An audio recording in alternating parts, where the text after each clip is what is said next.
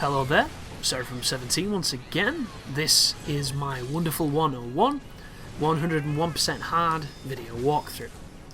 This is Operation 4B, and we are immediately in a fight against Vorken. So I can't remember what number this one is. I think this is the second Vorken fight. And the difference you're going to notice is now he has more unites. He has more weapons to fight you with. The first fight against him was pretty simple with not too much to really offer. Now he's getting more and more and more, and it's going to keep on getting like that. Every time you fight this guy, he has a little bit more than he had before. But the strategies, for the most, will remain the same.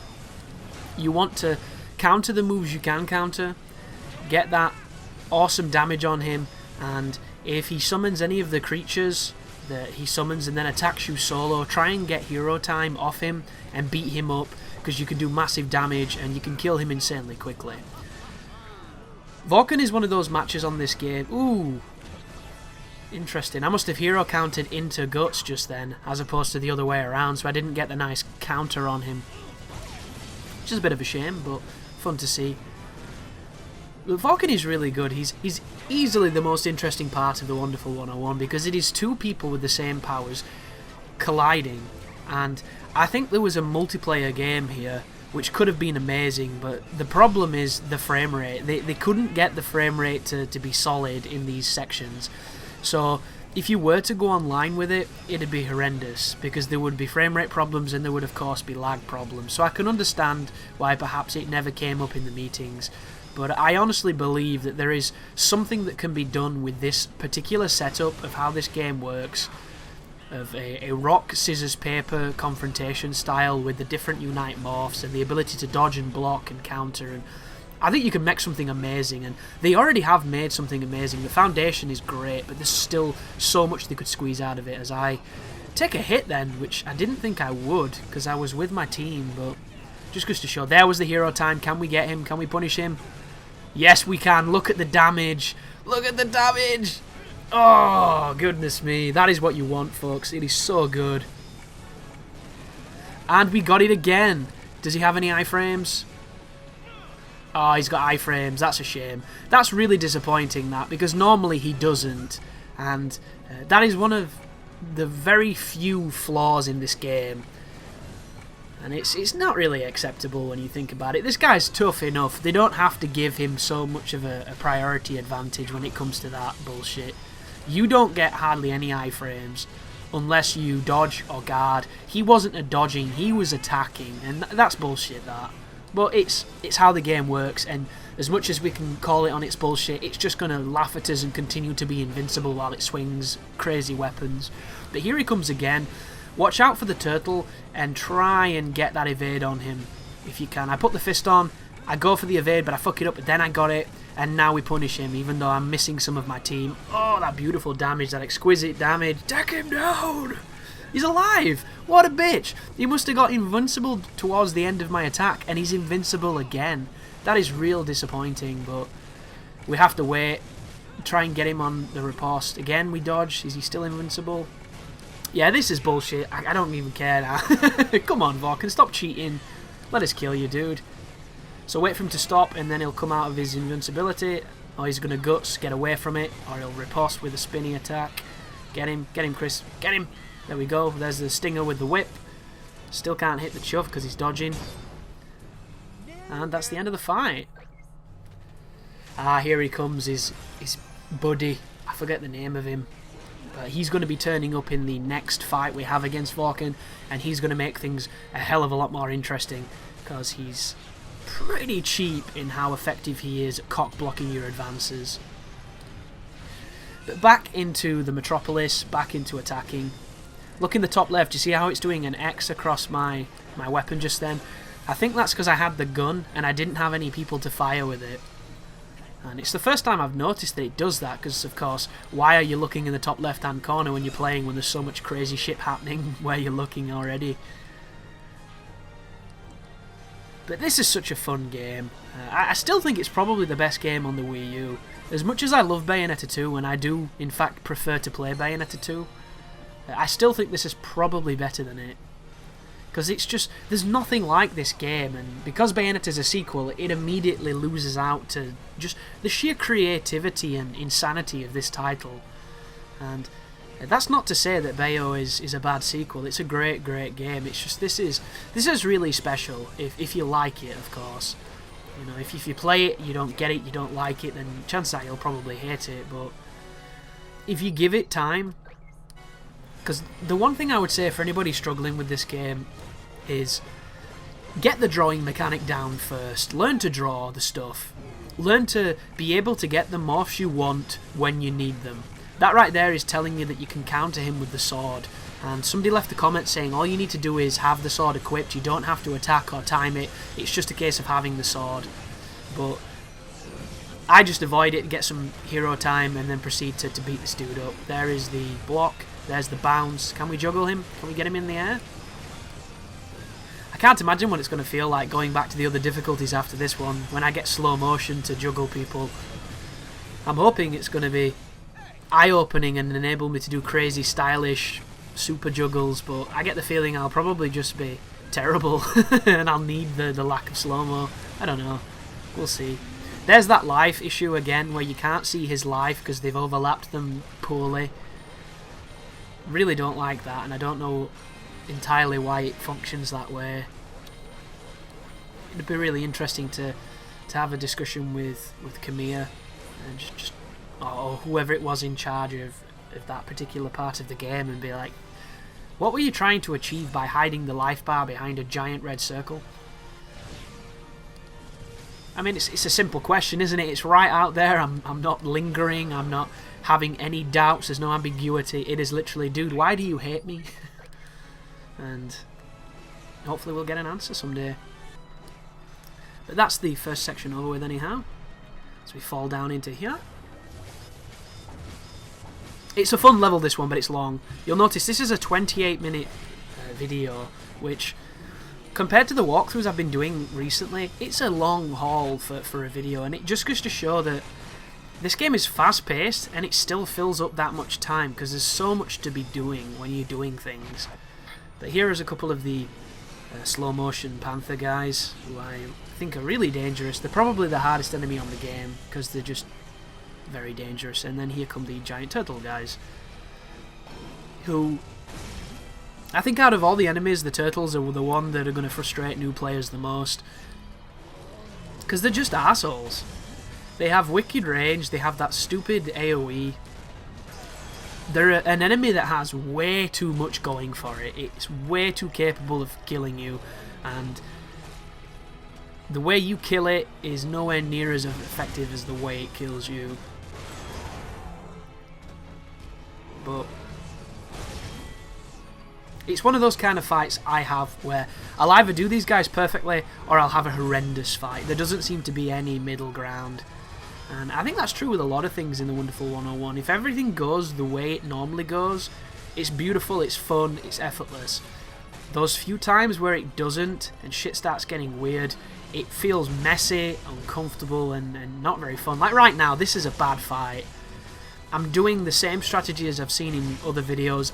It's not working for me. I'm not doing it as well as I could do. The enemies aren't synchronizing as well as they can do sometimes. It's coming apart at the seams. But it doesn't mean you can't do it. Doesn't mean you can't pull through. It's just not as graceful or as fun to watch. Now that he has all the armor off him, we could kill him with the gun. Like that. I really should use the gun more, because if you look on the left, it builds combo really good. It's very effective at building combos. I don't know, I don't really like it. It's got a really interesting launch, a really interesting stinger move, but I don't get much chance to use them because they have wonky detection a lot of the times. Like when I launch with the gun, sometimes the projectiles will miss. I think that's what my grievance with the gun on this game is. I can't control it the way I wish I could. And I've already talked about how the lock-on works on this game and how I would perhaps have done it a different way. But it's truly something that Platinum aren't decided on, it seems. Because Bayonetta has a hold lock-on again. It doesn't have toggle, which their other games have had toggle, and it's so much better. And it doesn't make much sense in Bayonetta either, because you have inputs to do moves without locking on, so you don't even need the lock on to do the moves. All it would do is make certain fights a little bit easier. You know, for instance, the Lumen Sage. If you could have a lock on him and always have him on camera all the time, there would be none of those situations where he teleports off camera and then hits you, because he does those kind of sucker punches. And while they're nowhere near as bad as what Joy's used to be like on Bayo 1, they're still tricky, because turning the camera on the Wii control is very awkward to do with your hands, because it's in a different position, so it's an unnatural movement to somebody who's used to going down for an analog. You have to go up. And to go up to come down is kind of weird. It's the thing your left hand does automatically, but your right hand never really has, unless maybe... Was the Dreamcast like that? I can't remember. I think the Dreamcast had double analogs. God, it's been a long time. But now we're on our own, and I think the solo sections are the worst parts of the game that are based on traditional gameplay. I've already expressed that I don't like a lot of the shmup sections or a lot of the crazy flying into the screen sections. But I don't want people to construe my not liking them with them being bad or boring or terrible. They're really not. You know, some of them don't work as well as they could, but all of them are silly and over the top and fun the first time you do them. It's on repeated plays when, for instance, you're on this difficulty where in those flying sections you take one hit and it literally takes off 60% of your bar. Sometimes they'll take 90% of your bar off, and that's perfectly acceptable if you're just going to continue and carry on. But in a walkthrough like this, I didn't have that liberty, and of course in the bosses, those sections can happen after you've killed the boss. And it's really baffling why they decided to do it that way. And I get the feeling if you were to ask Platinum, they'd probably dodge it. Because Locke, a subscriber of mine, I think his name's Locke, I might have just pulled that name out of the ether, asked them a question from a journalistic position and didn't even get an answer. Like, I could understand if it was on Twitter and they just ignored him, because that's kind of how Twitter works. Sometimes they reply, sometimes they don't. But in an interview, Platinum's not ready to answer that question? What the fuck does that mean? How can you not be willing or ready to answer it? Don't you have an answer? Did you overlook it? Are you embarrassed? Like, what the hell is that? Is that some kind of Western culture thing that just doesn't translate over here? Some kind of... I don't know, is idiomatic a word? Idiomatic behaviour? Transferring the properties of an idiom into a foreign custom? I'm creating my own language. Like, it's just strange to me, and I understand that there is a very different way of living in Japan. But if something is weird and doesn't work or is lacking in a way, and somebody asks you if it's lacking, they're not insulting your honour. You know, you don't have to fucking be banished from the village. It's just, couldn't you've just said maybe next time? You know, something with wiggle room, a little vague. Because I always think about how I would be like in those situations, because no doubt the publisher's telling them you can't say this, you can't say this, you can't say this. So you have to have those kind of, you know, politically correct, fake smile presidential bullshit answers. But even so, I would still want to give the people who are showing that kind of interest in my game as much as I could, because that's your audience. Those are the people who are supporting what you've made. But this is Wonder Blue. The fight here, you can juggle him after a few hits, but sometimes he'll recover mid-air and he'll dive kick you. So you want to be careful. But I do a simple combo into an attempt to juggle, and then I get out of there. I wait for him to run at me. Every so often, he won't do an attack, because you'll notice I'm waiting for him to run at me and then I'm immediately parrying. I'm doing the guts move. And sometimes he hesitates, and if he hesitates, he'll hit you, because he'll attack later than you expected and you'll come out of the animation and he'll clip you. But this is a really simple fight of counter-punching him. And I think it's a really interesting moment. I wish the combat here was a little more developed. Like, I wish there was more you could do, because I think it's super awesome, but it's kind of limited too. He takes a beating as well. Good music, great music in this game. That was a good example of when he runs up to you and he does something different. So I had to get out of there or I would have taken a hit. And then this is amazing, even though visually it doesn't look too great, doesn't it? The models up close, they definitely look kind of GameCube era. But you have to understand, folks, the models were not intended to really be looked at that close, because the game is played at such a perspective, they look amazing at a distance.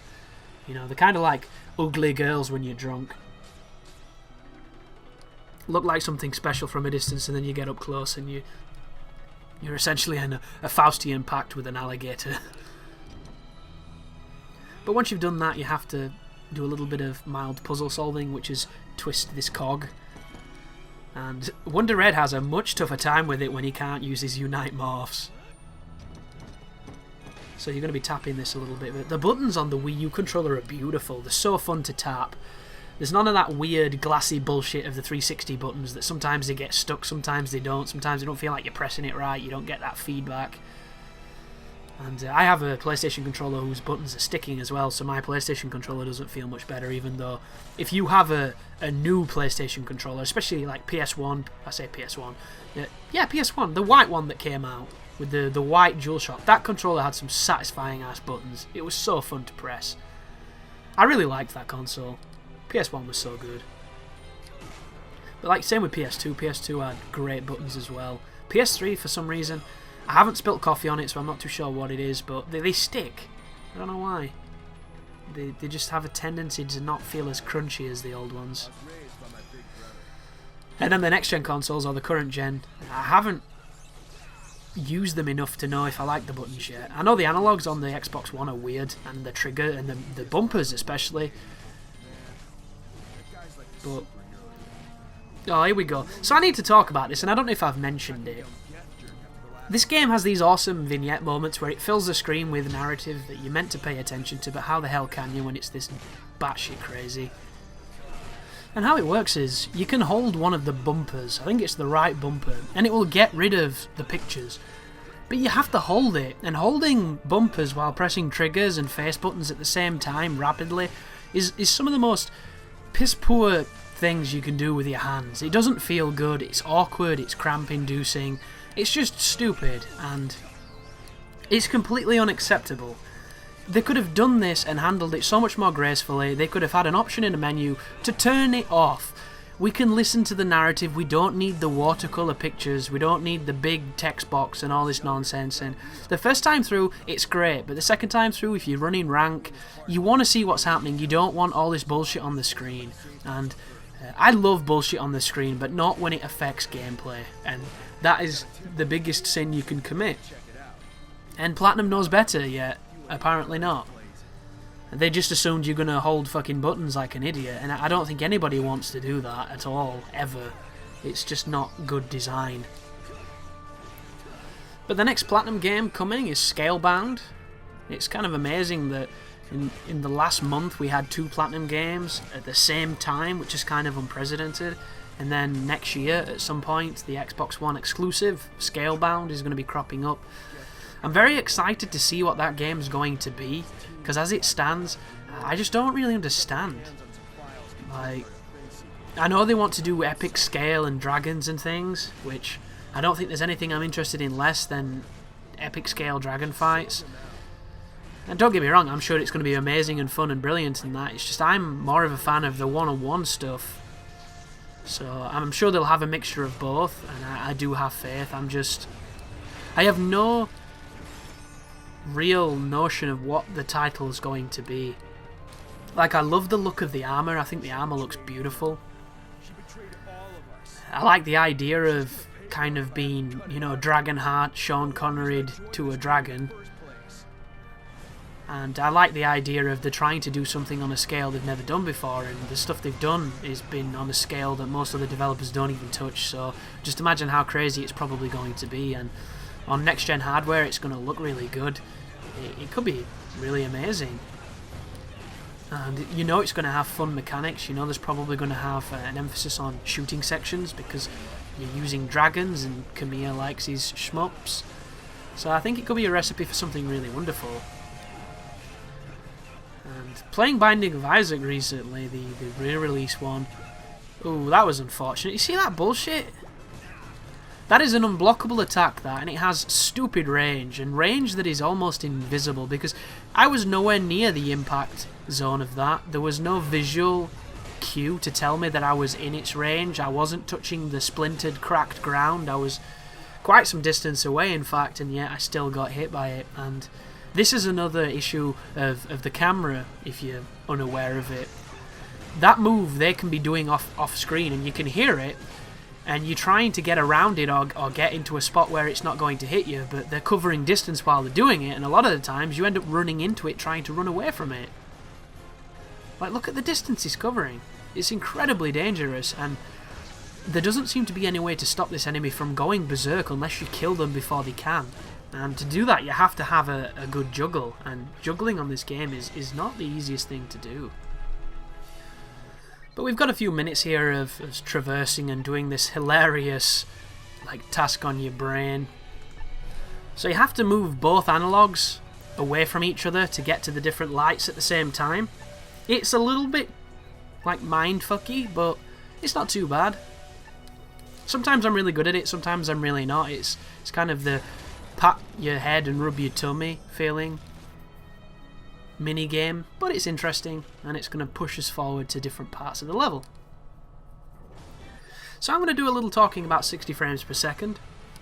I know it's not really the most interesting topic for some people, but it's important to the channel, and I've been doing a lot of experimenting at this moment in time with render settings and different presets.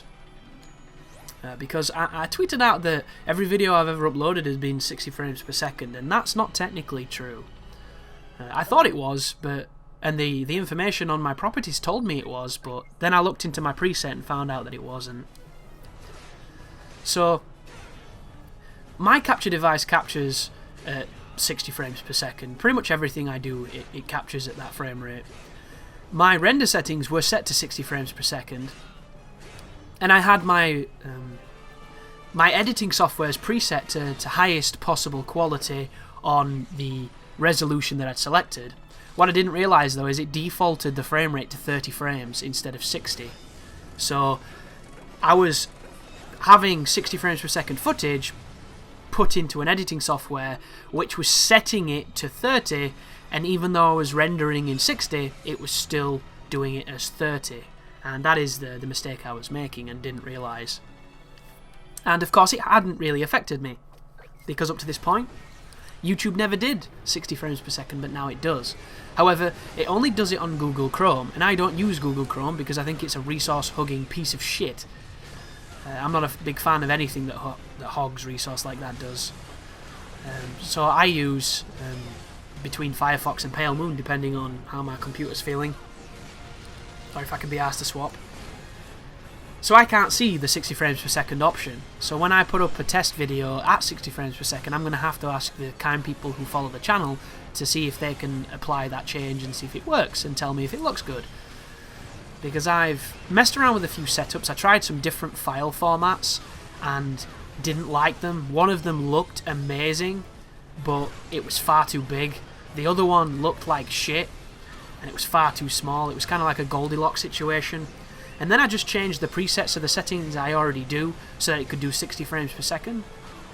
And then that one worked perfectly, and the render times were nowhere near as long as they'd been previously. I tweeted out saying that the render times were insane on 60 frames per second. Not the case at all.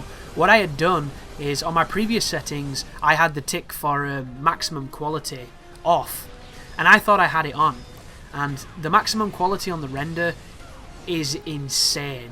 And because of the compression on YouTube, you really don't see much of the difference. The only people who see the difference are the people who know what they're looking for on the raw files. And of course, you guys never get to see the raw files, as sad as that makes it.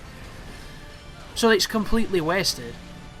And I realised this very early when I started making videos, so I stopped doing it because it brought the render times down by like 300%.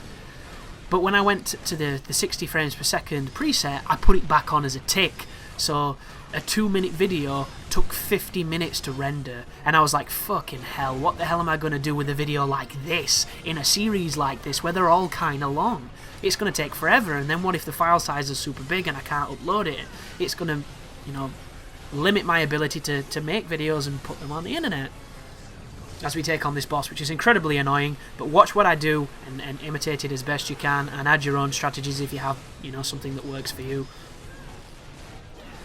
So when I was messing with the sets, messing with the presets, sorry, I didn't tick that box, and I tried again, and the same video rendered in about 4 minutes, and that was the difference. And it was the same resolution, it was 60 frames per second, it looked just as good, it just didn't have that extra fidelity of that kind of, like, I suppose you could compare it to lossless encoding, and that was the difference in time, like, massive difference. So 60 frames per second is not going to be an issue.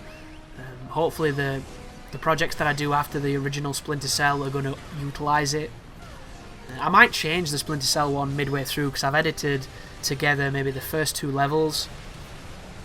Haven't commentated them. I was going to do it today, but my throat is a little trashed at the moment because these videos are longer than I'm used to, and I've just had a week off spent with my girlfriend, not doing much talking.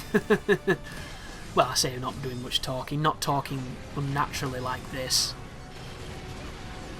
Because a lot of people seem to think that commentating is easy, but you need to remember that you're not waiting for other people to talk and then waiting for your turn and resting your voice. I'm filling all the empty space with sound, and I'm trying not to have awkward pauses or moments of silence. I'm trying to have it to be this constant, you know, stream of information and anecdotes and silliness and what have you, and that's not what your throat's used to. So it gets kind of rough on the old cockles. I really don't like what just happened then, if the more observant people understood what was going on. I was running towards the spike balls, and I didn't have my gun equipped because it makes you move really slow. So as I equipped my gun, in the transformation of pulling it out, I took damage when I touched the spikes. And it happens quite a lot, because sometimes it can be very difficult to judge where you are in the crowd of your team.